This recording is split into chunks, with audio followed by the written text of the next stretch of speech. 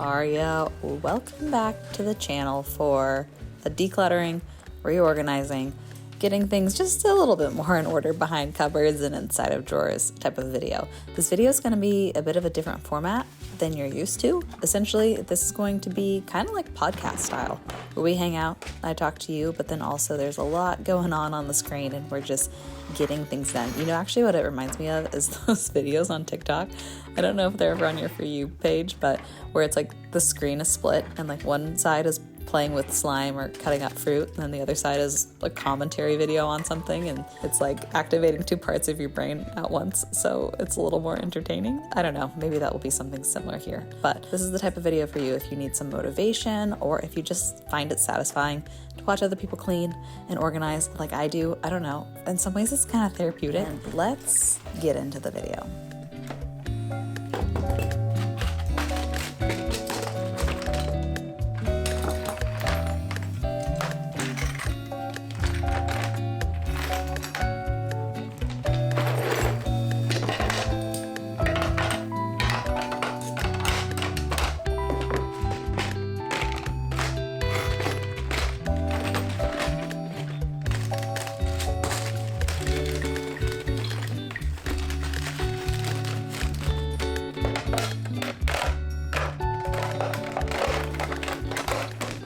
I was inspired to finally go ahead and do this because I was actually watching some of my old videos back. I actually surprisingly rarely do that. I tell myself that I enjoy this job, well, for many reasons, but one of them is I'm like, I can go back and watch memories whenever I want. And it's funny because when I vlog, it actually kind of solidifies things in my brain. I have an awful memory. I forget so much.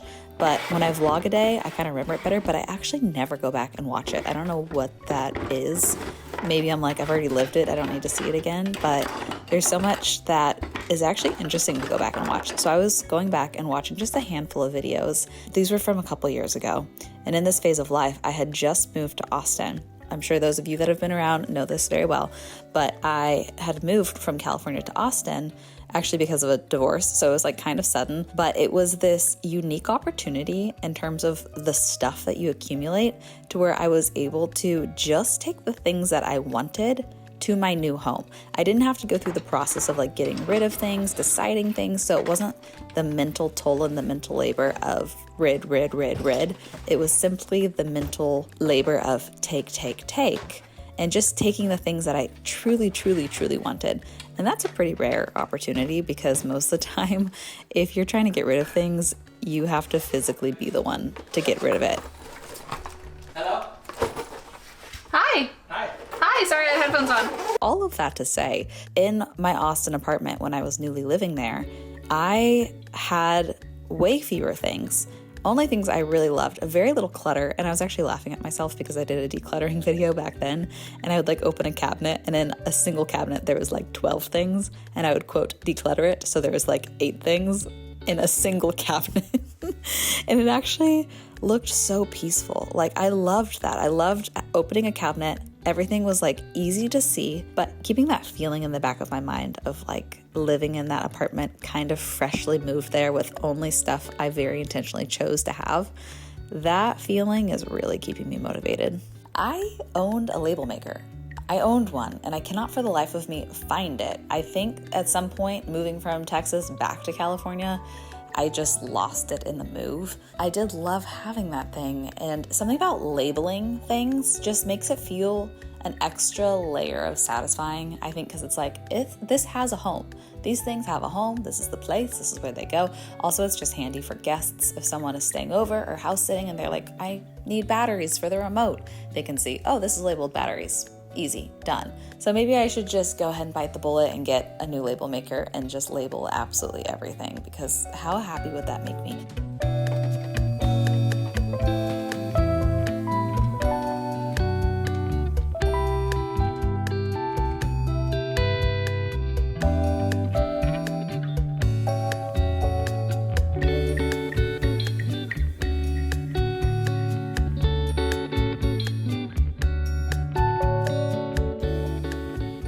I do feel like I've been very much in my season of getting the house in order. Like I just recently did a deep cleaning video. I've been doing a lot of little DIYs, finally decorating some areas that I never have really gotten to.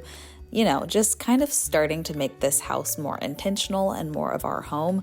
And it's funny because I got some comments asking me if I was nesting. I'm here to assure you, I'm not pregnant. I'm just finally home. If you've been keeping up for the last year or so, we've actually technically owned this house for a year now, which is mind-boggling to me because that absolutely flew by. But I didn't move until last October. It has just been a go, go, go, go, go season. Like we got married, we did a lot of travel, and I feel like literally starting in May, probably, I've finally been around. Life's still been busy, but I've finally been around. So I finally have time to kind of get this house more the way we dream it of being. I also was so used to only living in apartments that in my mind, I'm like, I have a 1-year lease, and I also just happen to move every year. So I had this very quick and temporary mentality with all the spaces that I lived in. And a lot of people gave me the advice of, hey, if you bought a house, this is probably going to be your home for years and years and years. So like, don't rush it.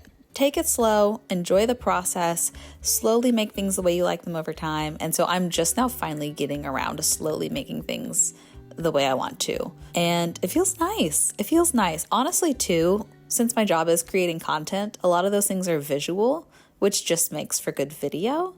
So I'm excited to start diving into those projects a little bit more. But to put the rumors at bay, I'm not pregnant. I'm not dissatisfied with my home. I'm just finally having fun with it.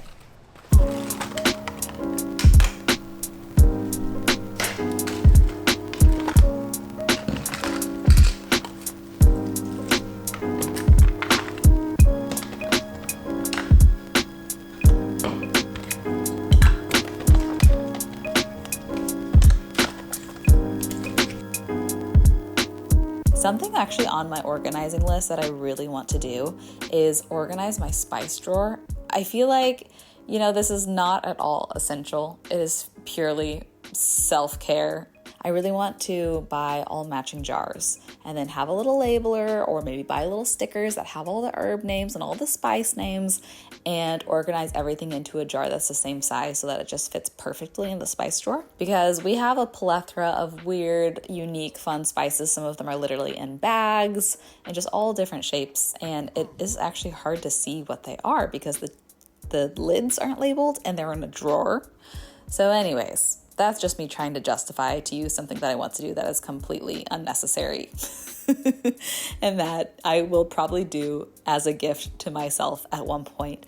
And yet again, trying to tell myself why a label maker would be really handy for that project as well. Our kitchen has a lot of storage, and I'm really thankful for that, but it's also funny how over time you try things in one spot and then you decide, actually, there might be a more efficient way to do that, and you try it in another spot.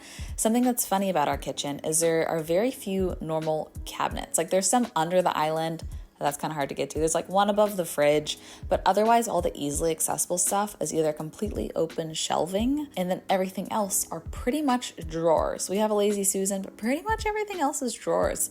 And in some ways that's nice because if things are all sitting next to each other, you can pull out the drawer and see everything at one glance. But also I feel like it's a little less flexible in terms of storing things with different shapes, different heights.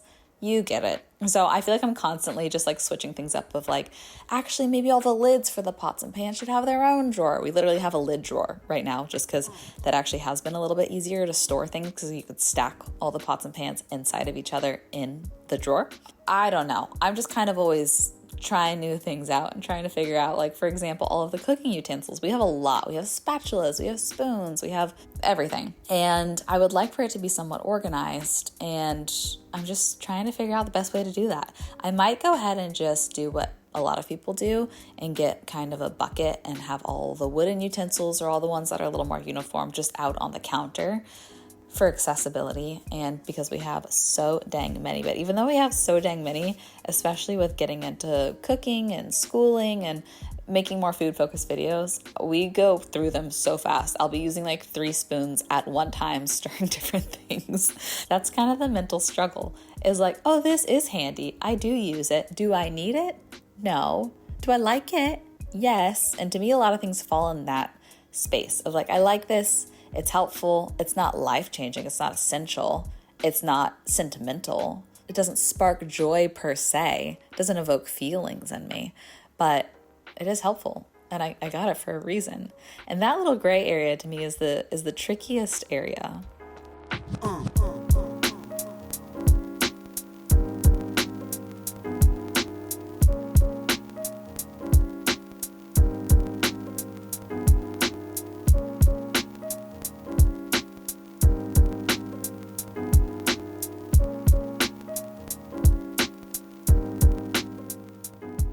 If you're wondering what I'm still listening to at this point, I'm still listening to podcasts. I got really into podcasts about a year ago.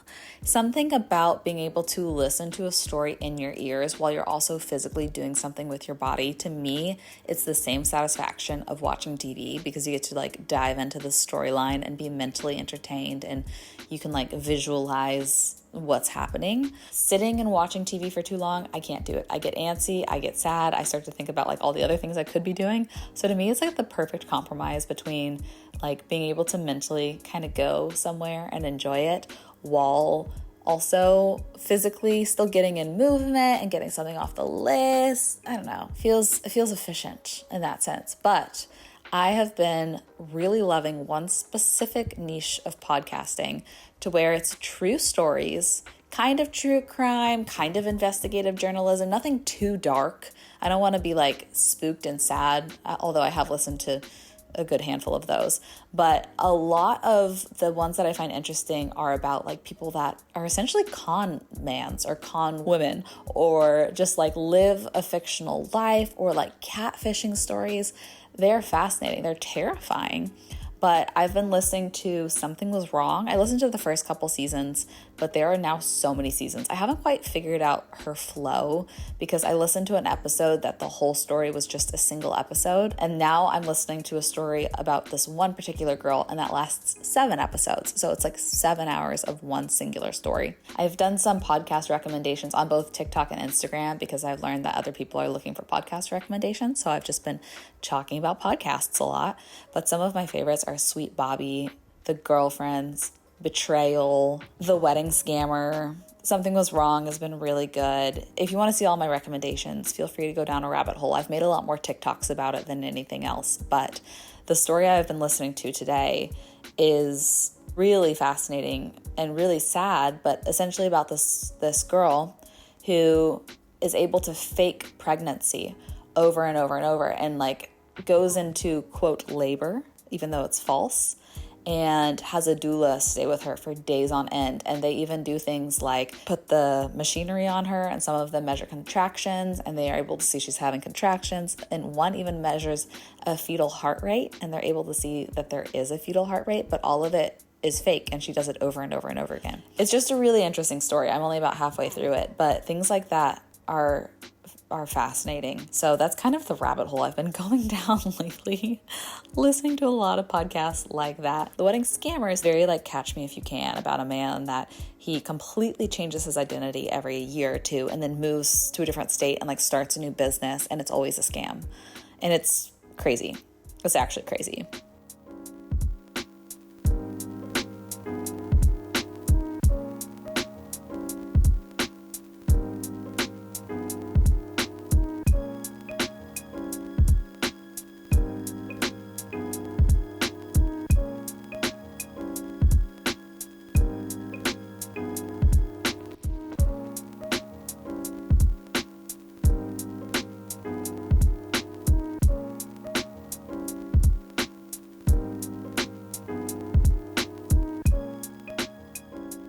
All in all, here's how much we got today. There's still areas I could attack. There's the guest room closet. We have people staying with us right now though, so I couldn't really go into there. And there's also my closet and my cosmetics. I feel like I could do another pass on that. My makeup, I could do a pass on that. And we had one big box of donations. This box was huge. Other bags are either recycle or trash. Feels like we made some really good progress today, and I love opening a drawer and being able to actually see everything inside of it. So what a treat to me. Thank you for clicking. I hope you have the best rest of your day, and I'll see you in a video very soon. Bye.